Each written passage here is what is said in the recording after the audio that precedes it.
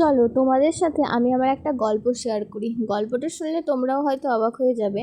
মানুষকে বিশ্বাস করা মোটেই খুব সহজ ব্যাপার নয়, আর যদি বিশ্বাস করো, বিশ্বাস করে তোমাকে ঠকতেই হবে। প্রথমবার আমার জীবনের গল্প। আমি কোনোদিনও প্রেম ভালোবাসা করবো বলে জীবনে বুঝতেই পারিনি। ফার্স্টে আমার লাইফে একজন আসে, সে আমার বেস্ট ফ্রেন্ডের সাথে রিলেশনে যে আমাকে ধোঁকা দেয়। দ্বিতীয়বার আমি আরেকজনের প্রেমে পড়ি। প্রথম প্রথম খুব বিশ্বাস রাখতো, তারপরেও বিশ্বাস ভাঙতো। তারপরেও আমাদের 6 বছরের সম্পর্ক থেকে বিয়ে হয়। বিয়ের 5 মাস এসে ছেলে ধোঁকা দেয়। পরিবারে বলা হয়েছিল বিয়ের আগে কোনো দাবি দাবা আমাদের নেই।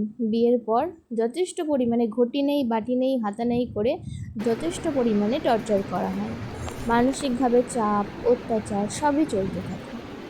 কিছু না বলতে পারায় প্রথম নিজের শরীর খুব অসুস্থ হয়ে যায়। দ্বিতীয়বার থেকে মুখ খুলি, আর মুখ খোলা মানেই সত্যের জয় যখন হবে তখন তাদের খুব কষ্ট হবে।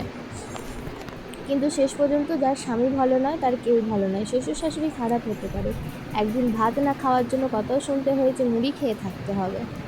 তো সবই তো শুনছো, সবই বুঝতে পারছো ভেতরের পরিস্থিতি। তো এই যে এত চ্যানেলে এত ভিডিও এতভাবে দিয়েছি, মানুষগুলো প্রত্যেকটা কেউই ভালো নয়। আমার জীবনটাকে পুরো শেষ করে দিয়েছে। ছেলেটা 5 মাস পর এসে ধোঁকা দিচ্ছে, আমি জানতে পারছি। এরকমভাবে ধোঁকা খাওয়ার পর আমার জীবনটা শেষ হয়ে গেল। শুধু এই যে জীবনে একটা কলঙ্ক লেগে গেল, আমার একটা বিয়ে হয়েছে, এছাড়া কিছু নেই। এই যে দেখতে এত হাসি খুশি, এটা হাসি খুশি নয়, এটা বিয়ের আগে নেওয়া কিছু ক্লিপ। কিন্তু আসলে কি বলবো, মানুষগুলো জ্বালিয়ে জ্বালিয়ে আমাকে ভিতর থেকে শেষ করে দিয়েছে।